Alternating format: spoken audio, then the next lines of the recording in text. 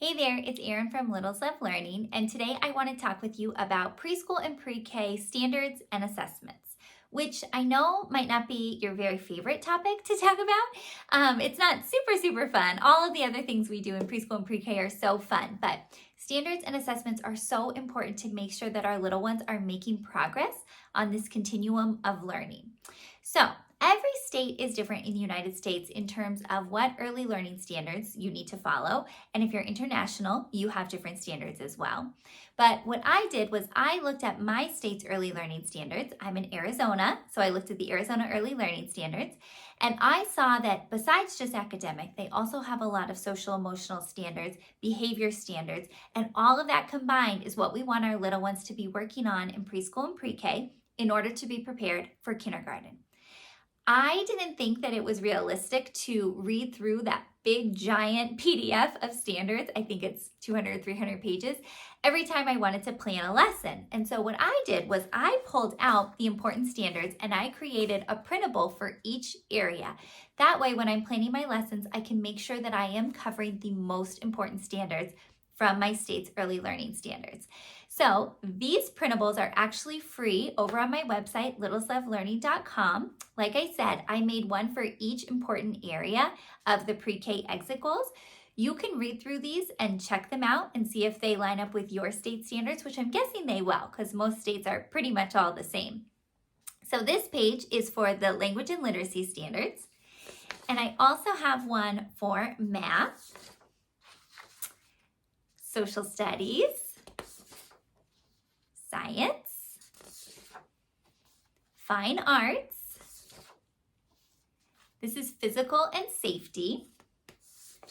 But then besides just academics, of course, we have social emotional and approaches to learning, their behavior and their mindset when it comes to learning.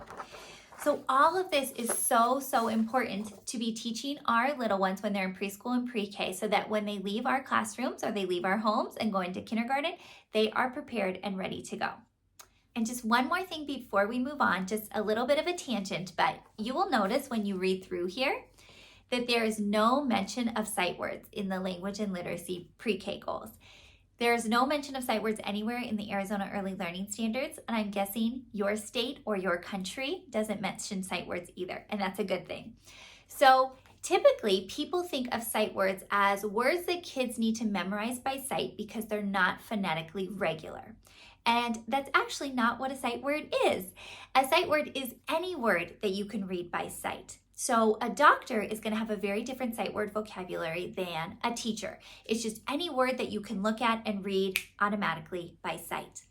What teachers typically call sight words are high frequency words, words that show up over and over again in the text. Some of them are phonetic and can be sounded out, and some of them are phonetically irregular and they can't be sounded out. So somewhere along the lines in education, we thought that if we sent kids with lists of words home to memorize as whole words, that it would make the reading process easier for them. Luckily for us, science is showing us that that is not the best way to teach reading. And so now that we know better, we want to do better. So if you are in a program, a preschool or pre-K program that is trying to get kids to memorize sight words, I would really highly encourage you to look into the science of reading. If you're a parent at home and you just want to do your best trying to help your little one, I would also encourage you to look up the science of reading. You can email me with any questions that you have, reach out, because having our little ones memorize those whole words by sight is not actually the way we want to teach them reading. We really want to focus on phonological and phonemic awareness first. And then when they are starting to learn those words, especially the ones that are irregular, we want to do something called phoneme grapheme mapping, where we're showing them that the sounds in the word are represented by letters. And sometimes there's a part that is represented by a letter we didn't expect. Like for example, in the word the. We didn't expect that the E would say but that's okay. We're showing them the unexpected part. So I plan on making a whole video about sight words. I do have some information about sight words. If you're interested, you can reach out to me. I'd be happy to email it along to you. All that to say, I just wanted to point out that you won't see sight words on here, but you will see a lot of phonological and phonemic awareness because that's what we really want to work on in preschool and pre-K. We don't want to send kids with lists home to memorize sight words. Okay, so now that we got the sight word discussion out of the way, I wanted to show you how I assess these pre-K goals. So I already showed you the free downloads you can get from my website, littleslovelearning.com, and you're going to use those downloads to see the information that you want to be teaching your students or your little ones at home. But how do you assess them? You want to make sure that they're making progress on this continuum of learning. So I did create an assessment pack that I use with my own students that I wanted to share with you. This assessment pack comes with a cover page that's editable, so you can put in their name and you can change the year. And then what I like to do is I like to slip it inside the cover of a 3-ring binder, and then I can have one for each student. That way I can keep all of their assessments and their portfolio information in one place. And then for parent-teacher conferences, I will have this to show the parents. I can also send it home at the end of the year, and it's all in one place for the student. So for the assessments and portfolio, I'm only focusing on literacy and math. Now, we just talked about how there's more to preschool and pre-K than just literacy and math. There are a lot of different academic areas and social and behavioral areas that are all so important. But for this assessment pack specifically, I just focused on literacy and math since we know that that is the foundation of learning. When we can get our little ones a strong foundation of literacy and math, all the other areas are going to come much more easily to them by the time they head to kindergarten. So just wanted to point that out. Now, when I'm doing these assessments, I need a lot of tools. I like to do a lot of hands-on assessments. So instead of showing a child just a page that has printed letters or a page that has printed numbers, I like to give them cards. So that way the letter order and the number order are always different each time I'm assessing them. And I like them to be able to hold it in their hand if they need to, instead of just looking at a paper. So I like these pouches. They have the 3 holes to go inside of a 3-ring binder. They have zippers, and then I can just keep all of the materials that I need for my assessments in here. So if I'm only assessing a little one at home, then I can just have one for them. But if I'm assessing in a classroom, I would just keep one, put it in my teacher binder, and then I always know where it is, and then I would pull it out for assessment time. So this has things like colors. It has uppercase and lowercase letters. That way, they can always be mixed up when you're assessing the student. Also has things like strips for practicing patterns and assessing patterns. So everything that I need for my assessments, I just put in here. That way it's all in one spot. Anytime that I assess, I can grab it easily. There are different schools of thought on how often to assess our little ones. I personally like to do 3 times a year. I do the beginning of the year, sometime in January, and then the end of the year. Some people are on a quarter system, so they'll do 4 times a year. You can also assess more frequently, especially if you have a little one who is struggling and maybe you are putting in place some interventions for them to see if things will start sticking for them. You can assess them more frequently to make sure that your intervention is working the way you want it to work. It's totally up to you. It's totally flexible. I will say multiple times a year is so important because by the time you get to January and February, you've probably forgotten what that child, even if it's yours at home or your student, probably forgotten what they were able to do in September because you see them every day. And so when you look back and think, oh yeah, I forgot that this little one couldn't write their name in September, or they couldn't hold a pencil correctly. But then look at them now in January, February, they've got it down. So it's really fun to see how they progress over the year. And if you are not taking the time to do these assessments, I promise you, you're gonna forget. You're not gonna remember where they came in. So make sure you take the time to do these. It doesn't have to take a long time. It can be done through play. It doesn't have to be anything stressful. It doesn't have to be done all in one day. You can spread it out, but you just want to make sure that you're taking notes and you know where these little ones are and how they're progressing along that continuum. So I'm just going to show you a quick peek into this assessment pack in case you're interested. If you're at home with your little one, you could use this, or if you're in a program that doesn't have an assessment pack, you can check this one out. So for the math section, it comes with this cute little cover. It comes with the pre-K exit goals for math, so you can read through here. This is what we're going to be assessing on. So I use this pre-K exit goals sheet to plan my lessons, and then I also use it to know what I am assessing my students on. Here are the assessments for math. The different sections are broken up, and then the directions are right next to it. So you know exactly what you should be asking that little one to do and what you're looking for as they're doing the assessment to make sure they're doing it correctly. So for the math section, these are the different areas we're assessing. Rote counting, writes numerals, comparing two sets of objects, subitizing, identifying numerals, one-to-one correspondence, matching numerals to quantities, patterns, 2D and 3D shapes, and colors. So I pulled all of those sections out of the pre-K exit goals, and that's what we're going to be assessing for math. Now this is the sheet with the directions on it, but I also have a sheet for the data collection. So this is where you're going to be writing the information for your student, whether it's your student in your classroom or your child at home. Like we talked about, you can give this assessment multiple times. I have sort of set it up so that it's more of a 3-time-a-year assessment, but you can adjust it. What you're going to do is write the information in the box depending on when you gave the assessment. I like to use a different color for each time I assess so I can clearly see which color goes with which month that I did the assessment. And then I'm just going to mark off. Rote counts 2, I'm going to write how far they could count. Writes numerals, I'm going to do a check mark next to all of the numbers they knew how to write. Or down here, matching quantities, I'm going to do a check mark next to the ones they could do. Patterns and colors, I am just going to use this to mark off what they can do. And then there's a box over here for notes. So I might mark off if they struggled with something, if they needed additional help or additional time.